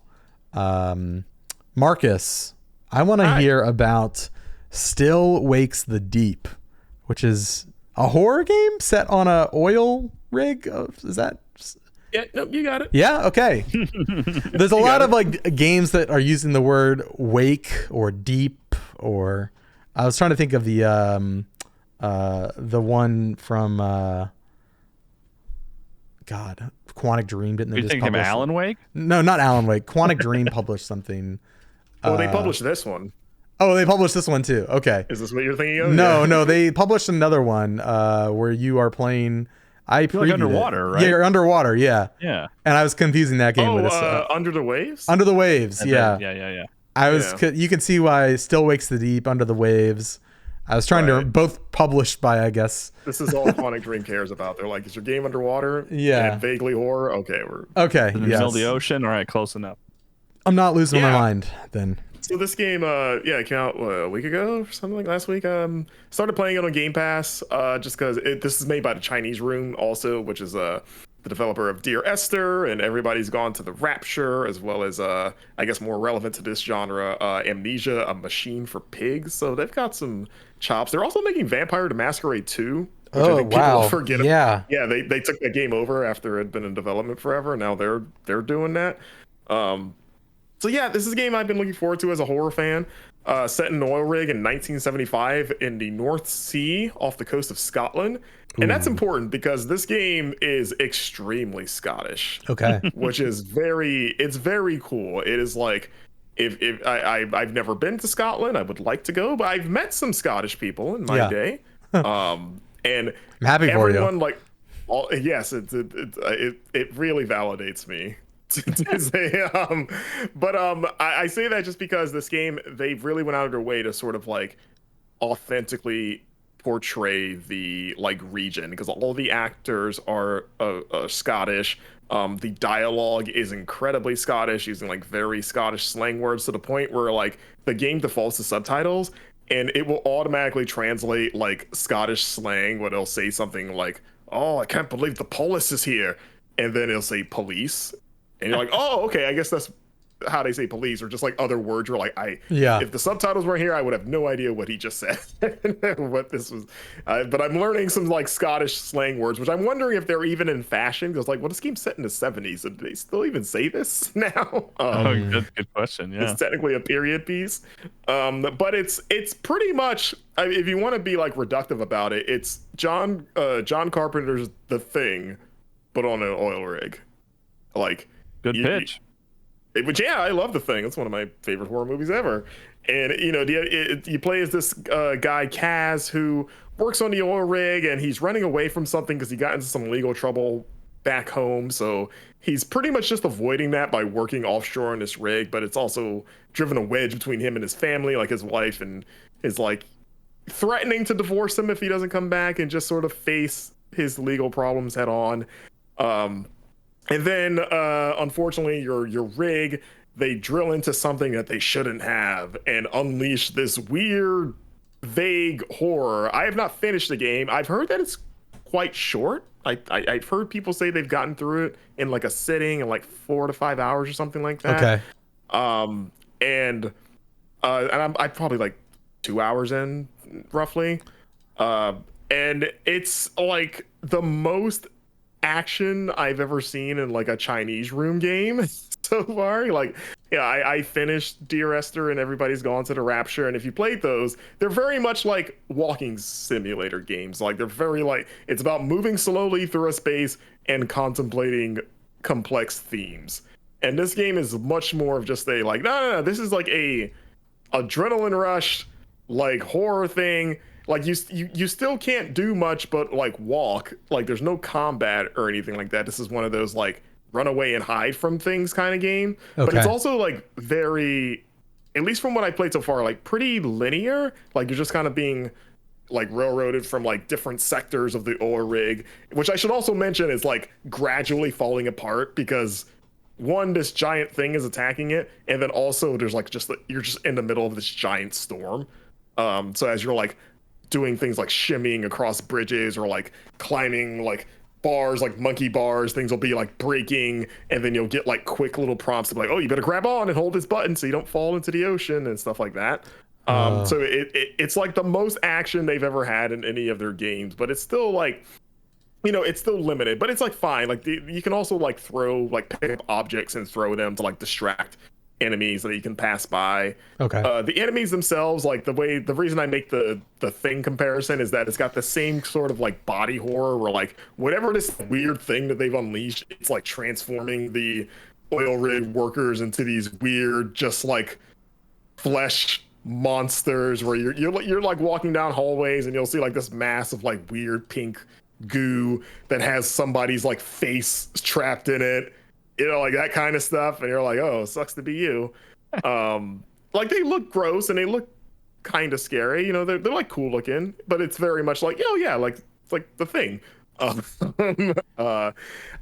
think the like it hasn't like scared me so far, and I say this as a horror fan. Like I want to say on one hand it's harder to scare me because I like playing horror games and I like horror movies, but at the same time it's easy because it's like I'm willing to be scared. Like, I'm not like some like hardened by horror. It's just like I know what I'm getting into, that if that makes sense. Yeah. And this so far has been more kind of like mood and like tension building than like anything that I've seen where I'm like, oh my god. Like, there's been like one chase sequence so far, and I think there were a couple more, but it wasn't anything like super terrifying.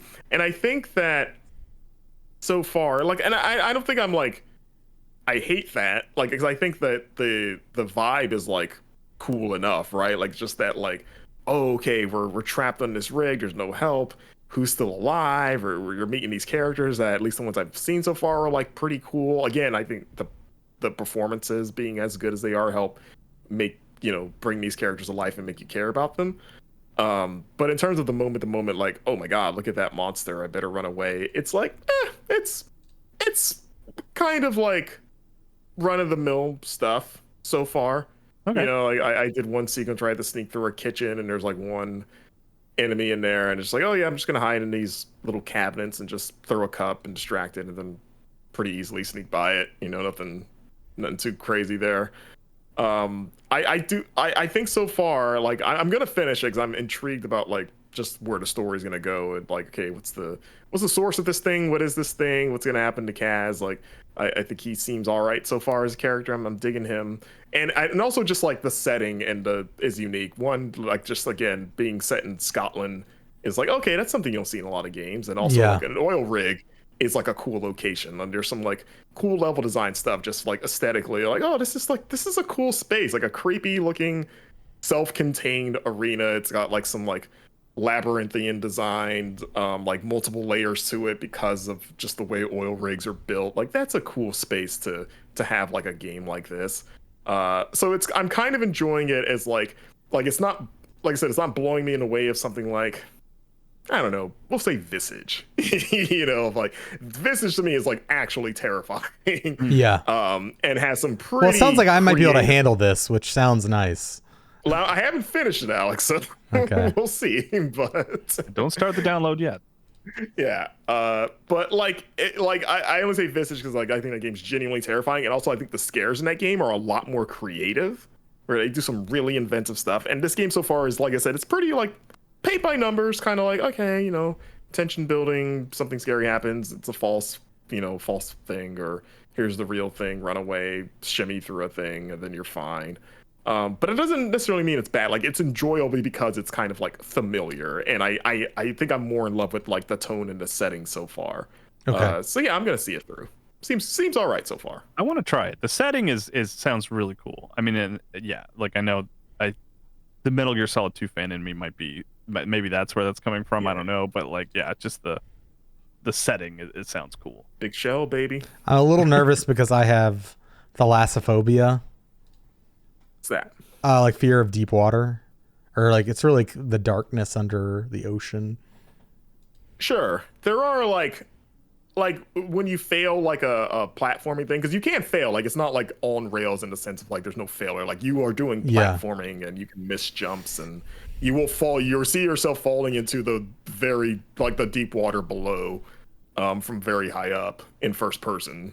So that if that bothers you, that might be, I mean, it doesn't keep me from playing things, but it definitely heightens the tension. Yeah Okay, that's good to know.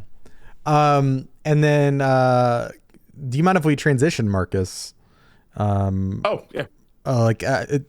So you are still like, to be clear, you haven't finished the game. You're still kind of getting your final thoughts together. Are you going to be the one who reviews it for us? Well, we published our review today. So when you're listening to this, I did not review it. We had a freelancer, Jason Rodriguez. Awesome. Reviewed it. He scored it a 7 out of 10. Okay. So like good, like just solid. Yeah. I've seen higher elsewhere. So it's interesting like, I really want to play it for myself and check it out. Yeah, definitely check out Jason's review on the site now. Cool.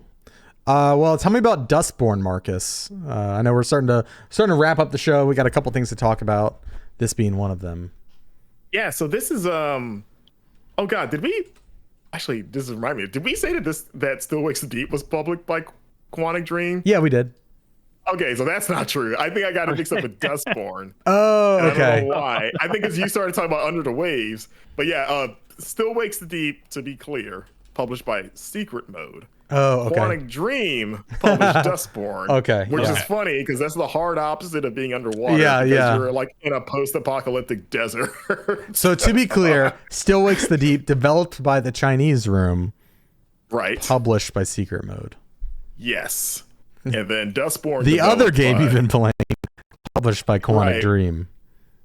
Exactly. Developed by, I think it's Red Thread Games for Dustborn, which is not out yet. The game comes out August 20th. I got a press build of it, which is separate from the Steam Next Fest demo. That is still available to play. They kept it up after Steam Next Fest, which is nice. But this game was announced a few years ago. I don't know if you guys remember it, but I've had it like in the back of my mind because it went quiet for a while and has reemerged over the last few months and, with new trailers. But it's like a narrative-driven action road trip game is, I guess, the best way to describe it, where it's set in the United States after like a giant nationwide disaster, and you play as this character named Pax, who has this crew of friends. Like one of them is your sister. There's like another girl, and then some dude. Eventually, you recruit a robot along the way, and you're tasked by someone to deliver a package from California, which is where you're from, all the way to Nova Scotia. And you don't know what it is, but you're just doing it because you're getting paid. But people are also chasing you because of this. So, and also it's not an action game, right? It's like it is at points. At points. Yeah. And also your crew, to try to stealthily transport this package, you're like posing as a traveling punk band. So like there are points where you'll have to play gigs to try to keep up the facade, but as far as I can tell, Pax is maybe the only like musician in the group. So I assume maybe those performances are maybe not great. Yeah, it sounds like a pretty typical like young high school punk band. You know, I knew a lot of those bands. Yeah, no, these are like when there was only one guy who actually knew what they were doing. Oh, and also I the other thing I didn't mention is that everyone in the group has a superpower. Oh, like they're okay. like yeah, they also have like they're all X-Men too, apparently. So like Pax's ability is that she can fight with her words, like shouts. So like she can like, and I'm still like not totally sure how it works, but basically because there's like combat where it's like kind of like melee focus because she has a baseball bat that she can beat up enemies with, and then which are like very basic combos. It's like the combat has not like blown me away. It's just been like fine. But like she can do these things where she can bring up words kind of like onomatopoeia style, and like depending on the word she can do like some like big action, like whether it's like a big sort of like cinematic finishing move, or she can do I'm forgetting the words that she can yell, but she can do one that like kind of pushes everyone back, like a big sort of like blast that sends everyone around you flying and stuff like that. Your sister is like from what I could tell, either like a speedster or like a teleporter, or maybe both. Like she can just kind of like very quickly just like move through places, and she kind of like warps in and out of like environments. The other girl has like super strength as far as I can tell. And I don't remember the guy's power actually. But yeah, they all have powers, and it's got a cool look. It's kind of got like or it's going for like a very comic booky look. Like some of the cutscenes are told through like comic panels. And it's like a narrative game at its heart, where you're making decisions, you're interacting with each of the crewmates. Like the demo I started with seemed to be a few chapters into the game, so it didn't have a tutorial, which made it kind of rough to figure out like how things work, because it just really just throws you into the thick of things. Yeah. If I had to guess, maybe the regular Steam demo maybe takes place closer to the beginning of the game, and maybe the demo I played happens after it, but I don't know that for sure.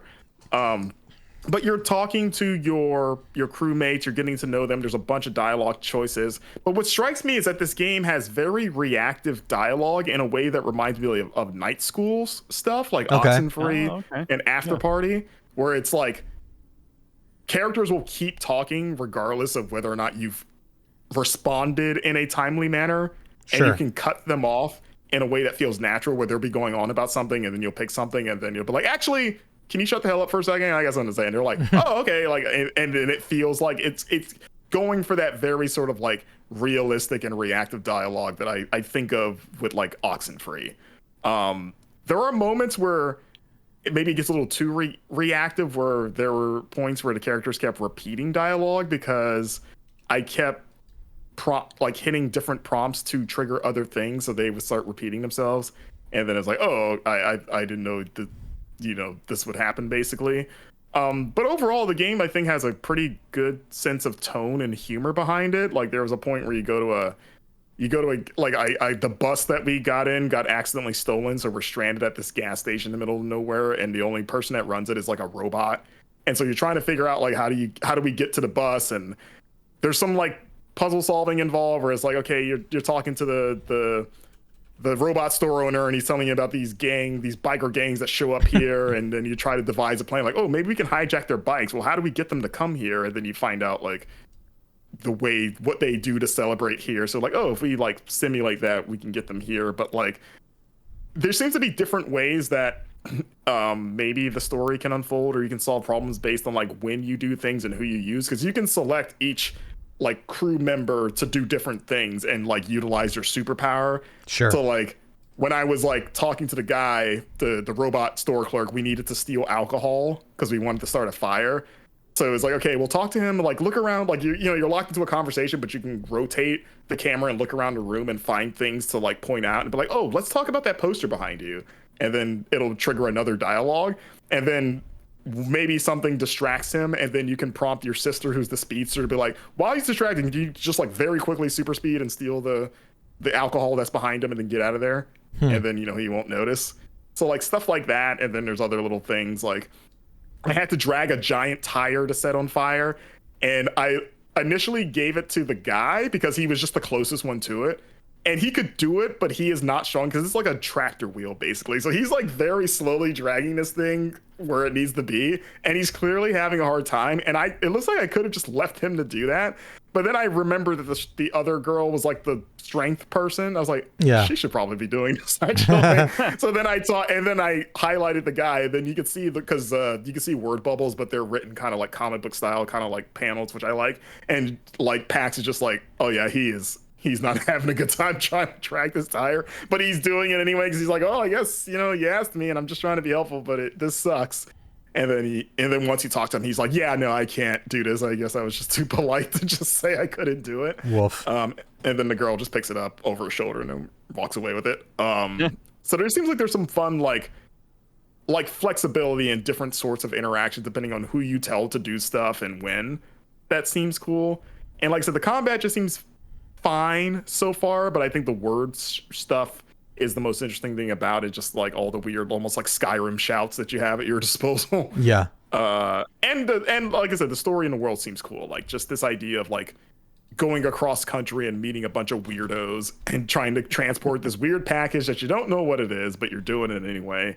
And then finding out, just finding out just the personal histories of everyone in your crew and why you all are together while also playing gigs. It's going for a lot, but it seems like it's coming together relatively nicely so far. Awesome. I've had that. They've been showing that for, I think they've showed it at, it was either Day of the Devs or last year's SGF. Yeah, they've ramped up the marketing. Like I said, it went quiet for like a couple years. Yeah. And then in the last like 6 months, they were like, we're back. Here's all of the coverage. Yeah. Well, cool. Well, let's get to our last game of the day, and then we'll get out of here. Kyle, it's finally your turn to talk. Luigi's Mansion 2 HD. You've been playing that sucker. Yeah, I finished it. The review is on the website, GameInformer.com. I gave it a 7.75. Cool. Okay. So it's not like this, like, it's not a run. It's not a run, don't walk. You're not saying this isn't the second coming of the year of Luigi. No, and I've never really played Luigi's Mansion. Like I've dabbled in all of them. Like I've played each of them for a little bit, but this is the first time I played to credits. And like my reaction is kind of like, this was cool. This is really cute. This is charming. I don't think I'm like a convert. I don't think like Luigi's Mansion is now one of my like favorite Nintendo franchises. Sure. Which I think fans would argue that 2 probably isn't the entry that would do that for you either. Yeah, I've heard that. Yeah, because it's a port. If you're unfamiliar, it's a port of the 3DS game, which was called Luigi's Mansion Dark Moon. So they changed the title fully to Luigi's Mansion 2 HD, which is funny. HD feels so antiquated now, but I mean, yeah. When did we start slapping 4K on the end of everything?